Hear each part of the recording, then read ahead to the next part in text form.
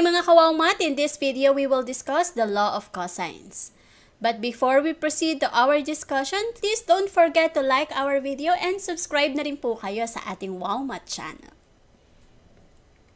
In our previous discussions, tinakal natin doon ang law of sines wherein kapag ang given na oblique triangle ay given yung two sides and one angle, which is the ambiguous case. Also, kapag given yung two angles natin and an included side or two angles and non-included side. So, yun po yung mga kind of oblique triangles na kung saan ina-apply natin yung law of sines. Now, in law of cosines, this is where we are applying this law if our oblique triangles are side, angle side, wherein you have two sides and an included angle, and three sides. So, ito po ang law of cosines ay ina-apply po natin kapag ang given po nating triangle ay SAS, merong included side, I mean angle, and SSS kapag meron po siyang three sides. So, what are the steps in solving oblique triangles applying the law of cosines? For any triangle ABC with sides A, B, and C, again, ang representation po natin ng sides ay small letters A, B, and C. For our angles, ang representation po natin dyan ay capital letter A, B, and C. The angle A is always opposite its side A, ganun din po sa ating B at sa ating C. Now, in finding the sides of an oblique triangle, given po yung ating three sides, or it can be SAS, the two sides and an included angle. Kapag ang hinahanap po natin o ang given po natin ay yung ganong klaseng triangle, and then we are looking for the sides of the triangle, ito po yung ating mga gagamitin. A squared, if you are looking for the length of side A, that is A squared, is equal to B squared plus C squared minus 2BC times cosine A. Kapag side B naman ang hinahanap natin, we have B squared is equal to A squared plus C squared minus 2AC times cosine B. Kapag side C naman ang hinahanap natin, we are using C squared is equal to A squared plus B squared minus 2AB times cosine C. Now, what if ang hahanapin na natin ay yung angle? So, ang gagawin lang po natin is, itatranspose lang po natin ito. Madederive po natin ang cosine A, which is your angle A. Finding your angle A, cosine A is equal to B squared plus C squared minus A squared all over 2BC.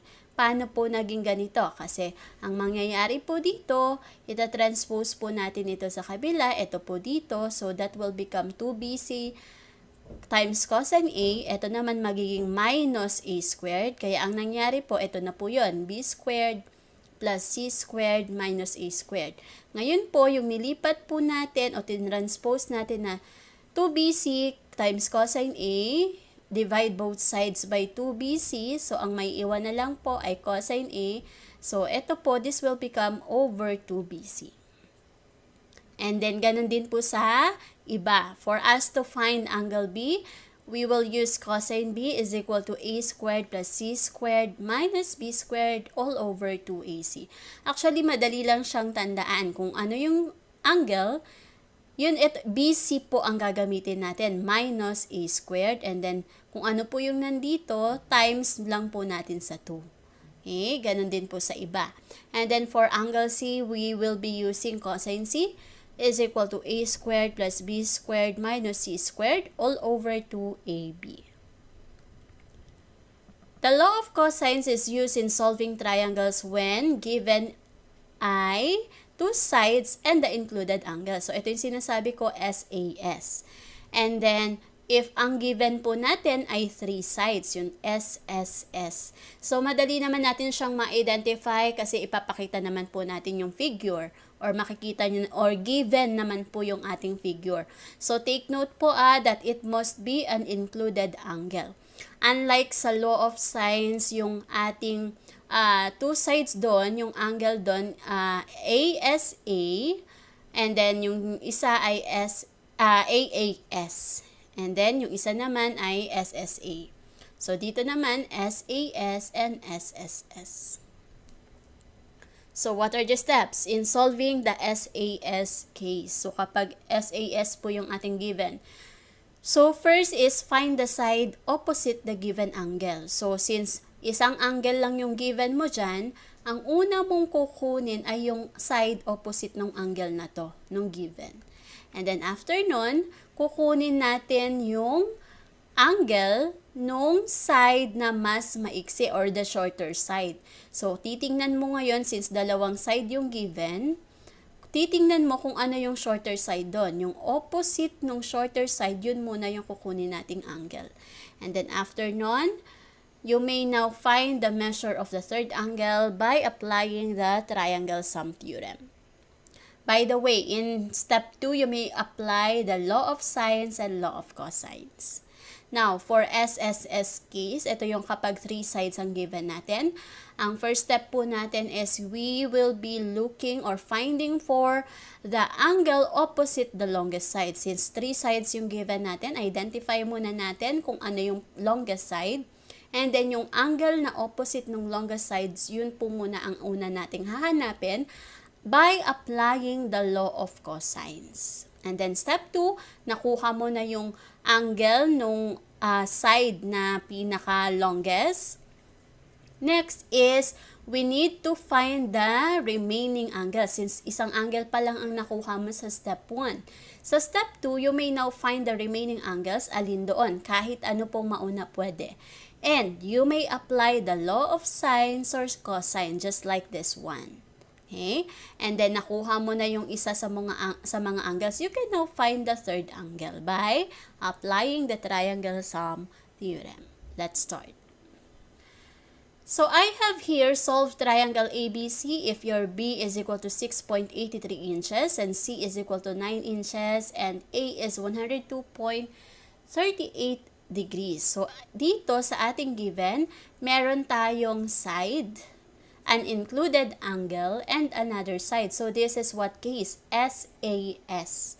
SAS. So, now, yun po ang una muna nating titingnan. Kasi hindi po palaging law of cosine ang gagamitin natin. So, halimbawa, ang given mo ay 2 angles and an included side. Baliktad. Hindi po pwede law of cosine doon. Dapat sine po yun. Okay? So, in this case, since side tayo, included angle, and side, so this is SAS, this is the time that you're going to use the law of cosine. Now, first step natin is you have to solve for the opposite side of the given angle. Since ang given angle po natin ay angle A, solve po muna natin yung opposite side niya, which is A. So, we have, by applying the law of cosine, so since side ang hinahanap natin, ito po ang gagamitin natin. Pero kapag angle po ang hinahanap natin, yun po yung may cosine A, yung pinakita ko po kanina sa first slide. So, find the measure or the length of side A. So, ito po yung gagamitin natin. Square both sides, so you will have A is equal to square of B squared plus C squared minus 2BC times cosine A. Let us substitute the values. Your B is always opposite your angle B. That is 6.83 squared plus your C is always opposite the angle C. That is 9. So, 9 squared minus 2. Your B, ito yung 2. Your B is 6.83. Your C is 9. Times cosine A. Your cosine A is 102.38 degrees. Okay, so let us solve. So we have A is equal to 12.41 inches. So let us check using calculator. So don't forget to press the square root. Ito po yung ating, and then maglalagay po tayo nito since meron po tayong exponent. Okay, so open parenthesis, we have 6.83. Okay, and then i-close muna natin. And then squared. Okay, and then next, plus. Magpa-plus po tayo. Don't forget to press muna yung ating next para bumaba yung ating marker. So we have plus. And then plus, and then again, this one. So open parenthesis, we have 9 squared. So close, and then squared. Okay, and then press muna natin ito para bumaba siya. And then minus 2 times 6.83. And then close natin. Open again. Times 9. And then close. And then cosine. So cosine, click po natin yung cosine, 102.38. And then close natin. Okay, so we have 12.41. So therefore, the measure of angle side A is equal to 12.41 inches. Next. For us to solve for B, so our next step, since nakuha mo na yung side na opposite ng given angle, ang next step po natin is kukunin po natin yung measure ng angle na opposite ng shorter side. So, ito ba yon? Hindi po. Kasi i-compare mo muna. 6.83, this is 9. So, ito yung mas maiksi. So, ang gagawin po natin, ito po, yung opposite niya, ang next step natin. Yung angle na kukunin natin. So, that is solve for B. So, para makuha natin yung measure ni angle B, you may apply the law of sine or cosine. In this case, pwede mo i-apply yung law of sine and or cosine. So, apply natin yung law of sine. Ito yung natutunan natin sa previous video natin. So, since ang hinahanap natin is itong angle B, ito po yung sine B. So, ang gagawin po natin is, ito na po ang gagamitin natin since ito yung nakuha natin kanina, yung 12.41, since may given na siya. So, substitute muna natin yung values. Your A is 12.41 over sine A. So, sine 102.38 degrees is equal to 6.83, your B. And then, ito yung hinahanap natin, yung angle. So, cross multiply, we have sine B is equal to sine 102.38 degrees times 6.83 over 12.41. So, let us solve. Press the fraction icon, and then sine 102.83, 38. And then close, times 6.83. And then close. Arrow down, and then 12.41 equals. So we have 0.5376. So, we have 0.5376. Now, since ang kinukuha po natin ay angle, paano po natin siya makukuha? So, nakuha nyo na po ito, 0.5376. Ang gagawin lang po is shift. And then, click sign. Kasi sign po ito.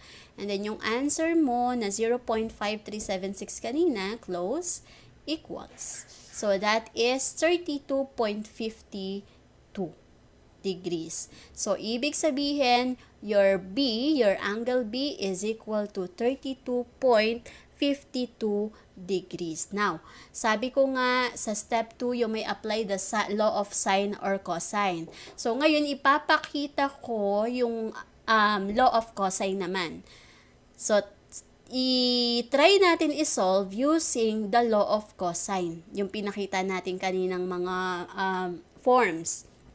Tingnan natin kung pareho ang makukuha nating angle B, which is 32.52 degrees. Kasi sabi sa step 2, you may apply the law of sine or cosine. So, apply natin yung cosine naman. So, cosine B, since angle ang hinahanap natin, ito po ang gagamitin natin. Kapag side, ito po yung merong squared. Dito. Kapag angle, ito po, cosine B. Yung merong cosine sa unahan. So, substitute natin, your A is 12.41 and then squared. Plus, your C is 9 inches. So, that is squared. Minus B. Your B is 6.83 squared. All over 2 times 12.41, your A. And then your C is 9. Okay, solve natin. So, we have Okay, so we have, don't forget to write your, ito, yung meron tayong exponent. So, we have 12.41, and then close, and then squared. And then, press mo natin yung next, kasi para bumaba siya. And then, again, plus, and then, ganun po ulit. Click natin ito, and then 9. Close, and then squared ulit. And then, next natin, minus. So, ito naman ulit. And then, this one, kasi may mga exponents po tayo. So, 6.83. And then, close muna natin, and then squared. All over, arrow down. Arrow down natin is 2 times 12.41. And then close, open ulit, kasi meron pa tayong isa, 9, close. So, equals, so, ito po yung nakuha natin, cosine B is equal to 0.8432. Okay? Now, para makuha natin yung angle, value pa lang po yan ha, ito pa lang po yan. So, para makuha natin yung angle, i-click po natin, since nakuha na po natin siya, i-click po natin yung shift. Cosine po tayo kasi we are applying the law of cosine here. So, cosine, your answer a while ago. And then close. Ayan po. So, as you can see, pareho po sila. 32.52 degrees. So, ito po yung sinasabi sa step number 2 na pagdating dito sa finding the angle, you may apply the law of sine or cosine since pareho lang po ang answer na makukuha po natin dyan. Okay? Now, since nakuha na po natin si angle B which is 32.52 degrees, madali na po natin makukuha ito. Ano lang po gagawin natin? By applying the triangle sum theorem, so ima-minus lang po natin yung sum nitong dalawa sa 180. So, 180 degrees minus the sum of A plus B. So, that is 102.38 degrees plus 32.52 degrees, and that is 45.10 degrees. So, that will be our angle C. So, again, first step po, kunin po muna natin yung opposite side nung given angle. Next step is kunin natin yung angle na opposite ng shorter side. You may apply the law of sine and the law of cosine.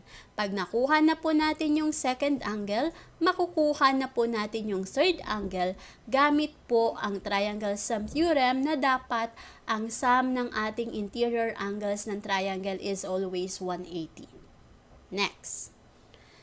So in example number 2, you have triangle ABC where B is equal to 10 inches, your A is 7.98 inches, and your C is equal to 100.67 degrees. That is your angle C.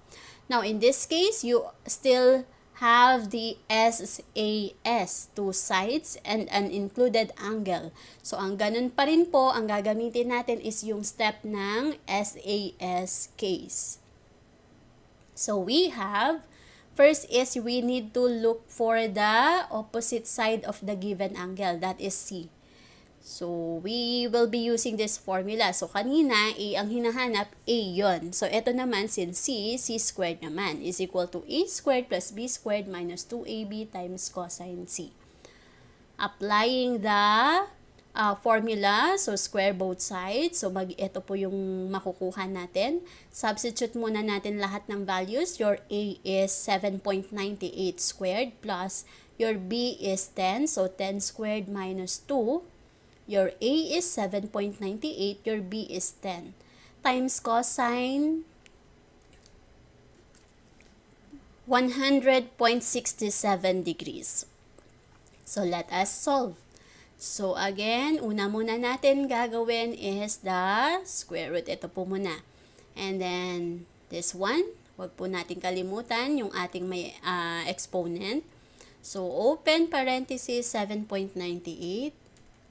And then, close muna natin bago tayo mag-squared. And then, next, and then plus. Click po natin yung plus. Ito po ulit, open parenthesis, we have 10. So, close and then squared. Okay. Now, next natin, we have minus. Minus 2 times 7.98, close, open ulit. We have 10, close. And then cosine, sundan lang po natin yung ating nasa screen. Cosine 100.67 and then close. So, let's see.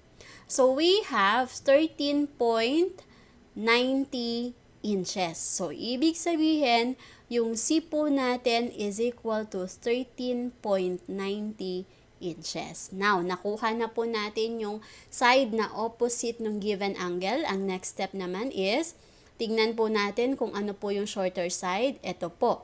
Okay, so ibig sabihin, ito yung shorter side, itong angle muna ang uunahin natin. By applying the law of sine or cosine. Kahit alin doon, kagaya nga ng pinakita ko kanina, kahit alin po ang gamitin, law of sine or cosine.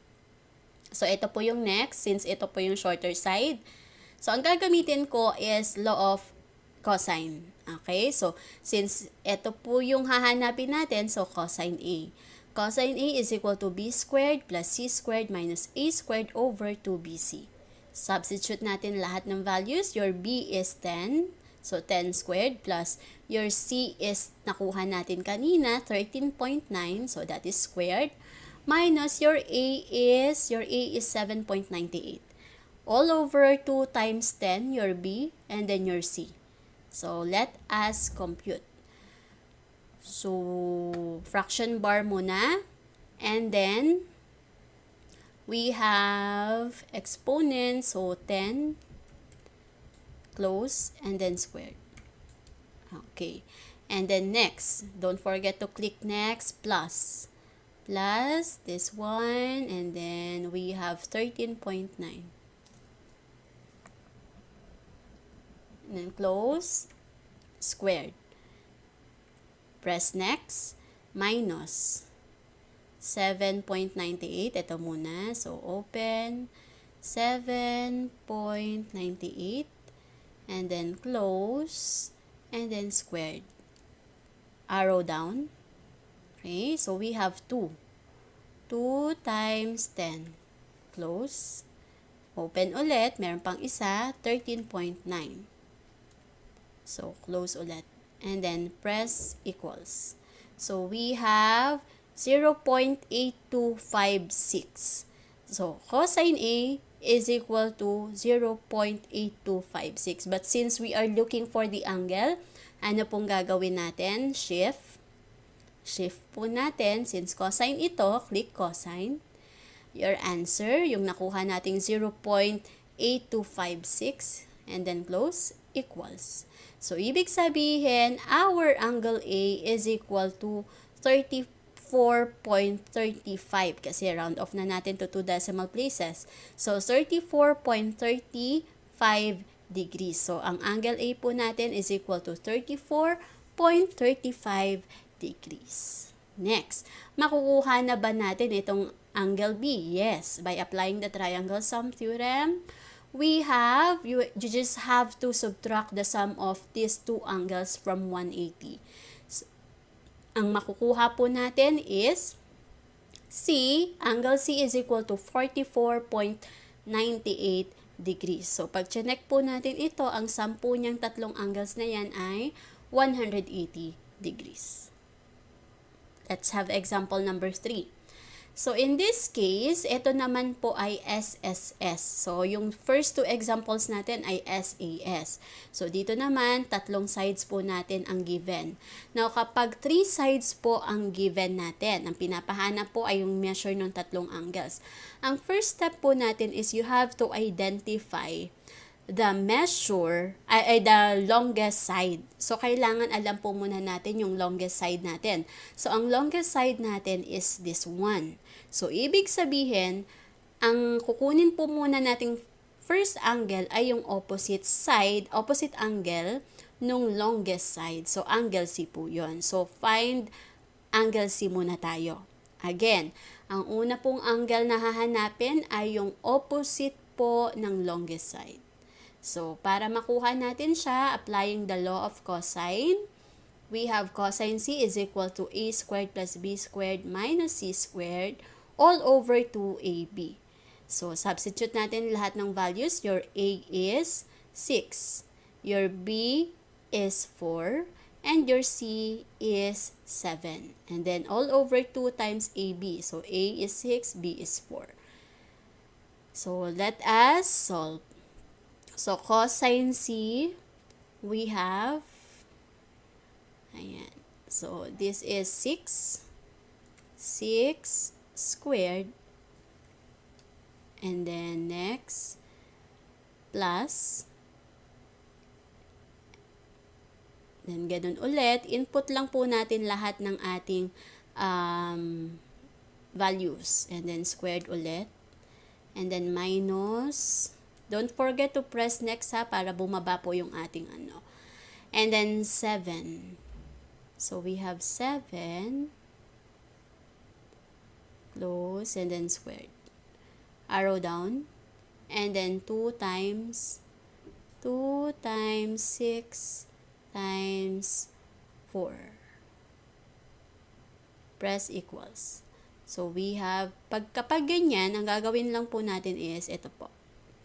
Okay, so that is 0.0625. So, ito po ang gagamitin po natin para makuha po natin yung angle C. So, ang gagawin po natin is press shift, press cosine, since cosine po yan, yung sagot na nakuha natin na 0.0625, close, and then enter.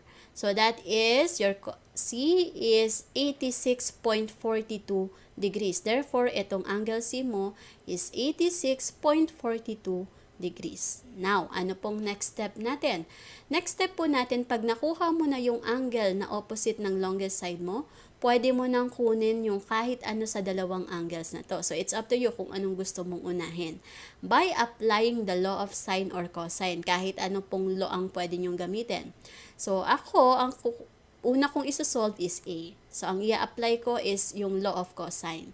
If you want to use the law of sine, pwede rin naman po. Okay? So, we have cosine A is equal to B squared plus C squared minus A squared all over 2BC. So, substitute natin lahat ng values. So, your B is 4. Your C is 7. And then minus A, your A is 6. And then all over 2 times B is 4. And then your C is 7. And then solve natin. So, ganun po ulit. Ang makukuha po natin dyan is equal to 0.5179. Pakita ko pa ba using calculator? Okay, sige. So, we have 4.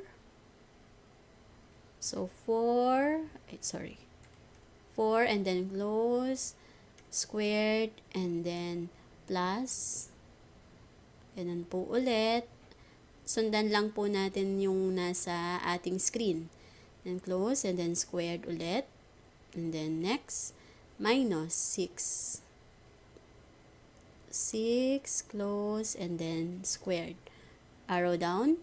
That is 2 times 4 times 7. Press equals. Okay, so ito lang po pipindutin. So, we have 0.5179. Okay? Now, ang gagawin po ulit para makuha yung measure ng angle, press shift, click cosine, and then your answer, close, and then enter. So, that is 58.81. So, kapag ang ginamit nyo po dito ay law of sine, ganun din po ang lalabas. 58.81 din po. Okay? So, therefore, the measure of angle A is equal to 58.81 degrees. Now, makukuha na natin ito. Apply lang natin yung triangle sum theorem. I-minus lang po natin ito sa 180. So, ang measure ni angle B is equal to 34.77 degrees.